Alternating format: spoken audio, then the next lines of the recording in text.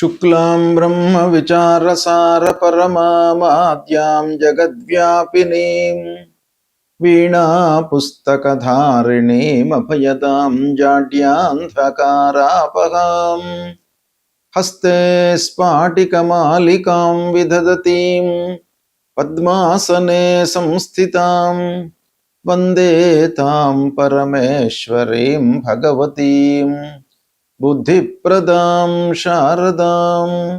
శ్రీ మహాగణాధిపతయే నమః. శ్రీ మహాసరస్వత్యై నమః. శ్రీ గురుభ్యో నమః. జూలై మాసంలో గోచార ఫలితాలు ఎలా ఉన్నాయో తెలుసుకుందాం. జూలై మాసం శ్రీ పరాభవనామ సంవత్సర నిజ జ్యేష్ఠ కృష్ణ పాడ్యమి బుధవారం నుండి ఆషాఢ కృష్ణ విదియ శుక్రవారం వరకు ఉంటున్నది. ఈ జూలై మాసంలో ఉన్నటువంటి గ్రహస్థితిని మనం చూసినట్టయితే సూర్యుడు 16వ తారీఖు వరకు మిథున రాశిలో సంచరిస్తున్నాడు. తదనంతరం కర్కాటక రాశిలోకి ప్రవేశించి మాసాంతం కూడాను కర్కాటక రాశిలో సంచరిస్తున్నాడు. బుధుడు 7వ తారీఖు వరకు కర్కాటక రాశిలో సంచారం, తదనంతరము వక్రగతిగా మిథున రాశిలోకి ప్రవేశించి మాసాంతం కూడాను మిథున రాశిలో సంచరిస్తున్నాడు.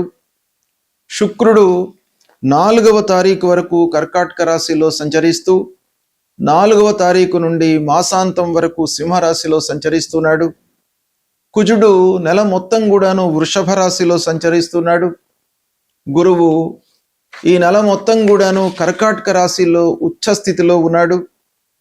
ఇక శనీశ్వరుడు ఈ నెల మొత్తం కూడాను మీన రాశిలో సంచరిస్తున్నాడు. రాహువు కుంభరాశిలో సంచరిస్తున్నాడు. కేతువు సింహరాశిలో సంచరిస్తున్నారు. ఈ విధంగా ఈ ముఖ్యమైనటువంటి గ్రహాల యొక్క సంచారము ఈ జూలై మాసంలో ఉంది. ఈ గ్రహస్థితిని ఆధారంగా చేసుకొని ఈ సంచారము ఎలా ఉంటుంది 12 రాశులలో జన్మించినటువంటి వాళ్లకు అనేటువంటి విషయాన్ని మనము తెలుసుకుందాం. వృషభ రాశి వారికి జూలై మాసంలో గోచార ఫలితాలు ఎలా ఉన్నాయో తెలుసుకుందాం. ముఖ్యమైనటువంటి గ్రహాలు ఏ ఏ స్థానాల్లో సంచరిస్తున్నాయి, తదనుగుణంగా ఎలాంటి ఫలితాలు ఉండబోతున్నాయి అనే విషయాన్ని మనం చూసినట్టయితే సూర్యుడు ప్రారంభం నుండి 2వ స్థానంలో సంచరిస్తున్నాడు. ఇది ప్రతికూలంగా ఉంటుంది. 16వ తారీఖున 3వ స్థానంలోకి ప్రవేశిస్తున్నాడు. ఇది అనుకూలమైనటువంటి సంచారం. కుజుడు జన్మస్థానంలో ఉన్నాడు, ప్రతికూలం.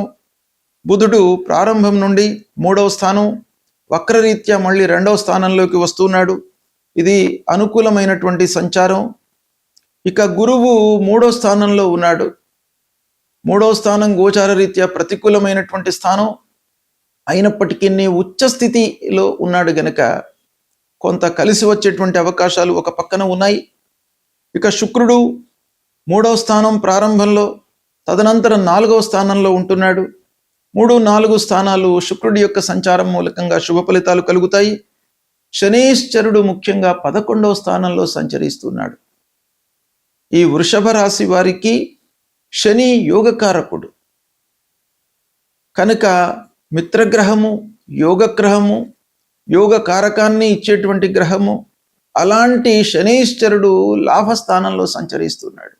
ఇది చాలా అనుకూలమైనటువంటి ఫలితాన్ని ఇచ్చేటువంటి అంశం. ఇక రాహువు 10వ స్థానంలో సంచరిస్తున్నాడు.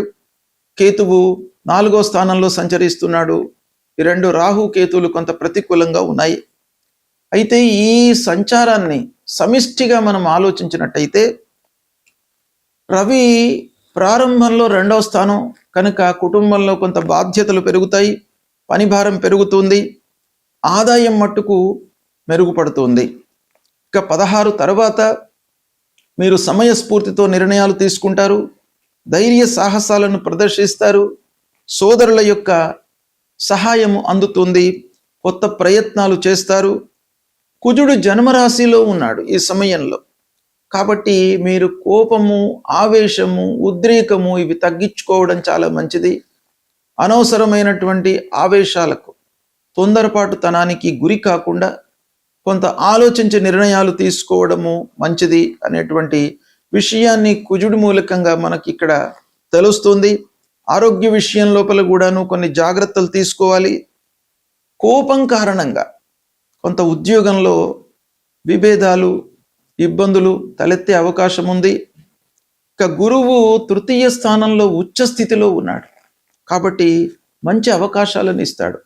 వాటిని మీరు నిలుపుకోవడము, సద్వినియోగపరచుకోవడం చాలా ముఖ్యం. విదేశీ ప్రయత్నాలు ఫలిస్తాయి. బుధుడు వ్యాపార చర్చల లోపల విజయాన్ని ఇస్తాడు. కమ్యూనికేషన్ ద్వారా లాభాలు గోచరిస్తున్నాయి. శుక్రుడి యొక్క సంచారం మూలకంగా గృహ సౌఖ్యాన్ని పెంచుతాడు. వాహన యోగం కలుగుతుంది. ఇక శని మూలకంగా మనకు స్థిరమైనటువంటి ఆదాయము, డబ్బు విషయంలో ఇబ్బంది లేకుండా చేతిలో డబ్బు ఉండేటువంటి అవకాశము ఉంది. దాన్ని సద్వినియోగపరచుకోవడం చాలా ముఖ్యము. ఇక రాహువు మూలకంగా మనకు ఉద్యోగంలో కొంత శ్రమ పెరిగేటువంటి అవకాశాలు ఉన్నాయి. అయితే ప్రైవేట్ ఉద్యోగస్తులకు మాత్రము దశమ రాహువు మంచి పని చేస్తాడు కాబట్టి వాళ్ళు కొన్ని అవకాశాలు సద్వినియోగపరచుకోవడం మంచిది. ప్రభుత్వ ఉద్యోగంలో ఉన్నటువంటి వాళ్లకు మట్టుకు అడిషనల్ బర్డెను ఈ రాహు మూలకంగా కలిగే అవకాశాలు ఉన్నాయి. విద్యార్థులు శ్రమించినట్టయితే మంచి ఫలితాలను పొందుతారు. కామర్సు, అకౌంట్సు ఇలాంటి ఫీల్డ్స్లో ఉన్నటువంటి విద్యార్థులకు బాగా కలిసి వస్తుంది. వ్యాపారస్తులకు లాభము చేకూరుతుంది. వ్యవసాయము, రియల్ ఎస్టేట్ రంగాలలో ఉన్నటువంటి వాళ్ళు కొంత జాగ్రత్తలు తీసుకోవాలి.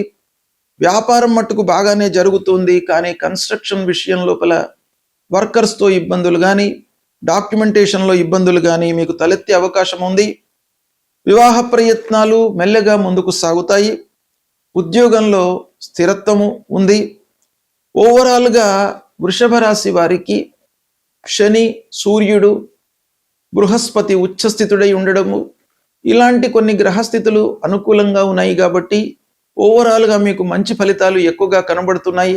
సద్వినియోగపరచుకోండి. గోచార ఫలితాలు అంటే జన్మ సమయంలో చంద్రుడు ఉన్నటువంటి రాశి ఆధారంగా ప్రస్తుతము గ్రహాలు ఏ ఏ స్థానాలలో సంచరిస్తున్నాయి అనేటువంటిది ప్రధానంగా తీసుకొని తదనుగుణంగా చెప్పేటువంటి ఫలితాలన్నమాట. అయితే ఈ ఫలితాలు మనకు కొంతవరకు ఉపయోగపడతాయి. అంటే వ్యక్తిగతంగా మనం ఆలోచించాలి. వ్యక్తిగతంగా జన్మ సమయంలో ఉన్నటువంటి గ్రహస్థితిని ఈ గ్రహస్థితికి మనము జోడించి ఫలితాలను మనం చెప్పుకున్నట్టయితే మీకు వాస్తవానికి చాలా దగ్గరగా ఉండేటువంటి అవకాశాలు ఉంటాయి. కాబట్టి ఇంకా సూక్ష్మమైనటువంటి ఫలితాల కొరకై వ్యక్తిగత జాతకాలను క్రోడీకరించి మీరు చూసుకోవడం అవసరము. అయితే గోచార రీత్యా ప్రతికూలంగా ఉన్నటువంటి గ్రహాల విషయమై మీరు పరిహారాలు చేసుకోవాలి.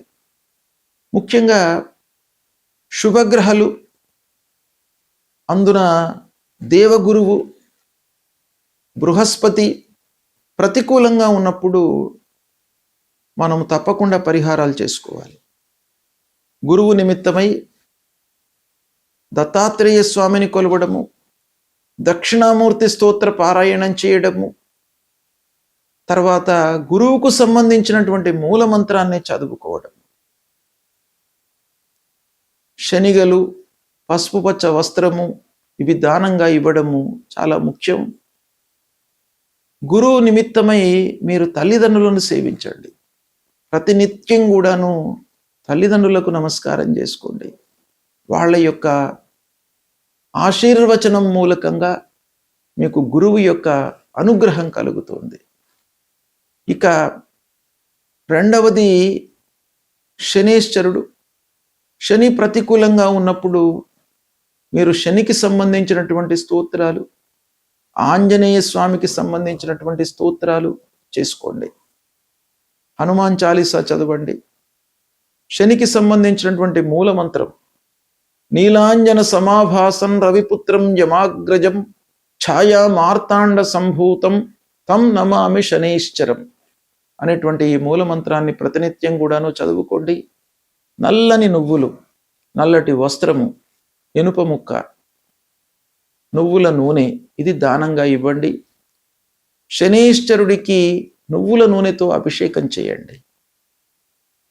ముఖ్యంగా ఏలినాడు శని రన్ అవుతున్నటువంటి వాళ్ళు, అష్టమ శని, అర్ధాష్టమ శని ఉన్నటువంటి వాళ్ళు తప్పకుండా ఈ తైలాభిషేకం చేసుకోండి. తర్వాత రాహువు, కేతువు ఈ గ్రహాలు కూడాను ప్రధానంగా మనకు ఫలితాలపై ప్రభావం చూపిస్తాయి గనక రాహుకేతుల నిమిత్తమై అమ్మవారిని పూజించండి, దుర్గామాతను పూజించండి. కేతువు నిమిత్తమై గణపతిని స్మరించండి, నిత్యము గణపతి దేవాలయానికి వెళ్ళండి, అమ్మవారి దేవాలయానికి వెళ్ళండి. ఇక ప్రధానమైనటువంటి గ్రహము సూర్యుడు.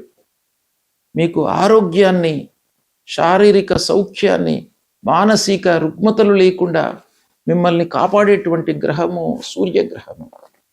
కాబట్టి సూర్యుడికి మీరు ప్రతినిత్యం కూడాను సూర్య నమస్కారాలు చేయండి. 12 సార్లు సూర్యుడిని నమస్కారం చేసుకోండి, భూమికి నమస్కారం చేయండి. సూర్యుడికి వీలైతే అర్ఘ్య ప్రదానం చేయండి. సూర్యుడి మూలకంగా మీకు ఆరోగ్యము కలుగుతుంది. ఆరోగ్య ప్రదాత సూర్యుడు. ఆరోగ్యం ఉంటే అన్నీ ఉన్నట్టే. ఆరోగ్యమే మహాభాగ్యం. కాబట్టి ఆరోగ్యాన్ని మీరు కాపాడుకోవడానికై సూర్య నమస్కారాలు చేయండి, ఆదిత్య హృదయ పారాయణం చేయండి ప్రతినిత్యం కూడాను. గాయత్రి మంత్రాన్ని మీరు జపించండి. ఇవి చేసినట్టయితే మీకు గ్రహాల మూలకంగా, ఆ గ్రహాలు సంచరిస్తున్నటువంటి అరిష్ట స్థానాలు అంటే దుష్ట స్థానాల మూలకంగా జనించేటువంటి అరిష్ట ఫలితాల నుండి మిమ్మల్ని ఈ పరిహార మూలకంగా భగవంతుడు మిమ్మల్ని కాపాడుతాడు. ఇవి చేయండి, తప్పకుండా మీకు మంచి ఫలితాలు కలుగుతాయి. శుభం.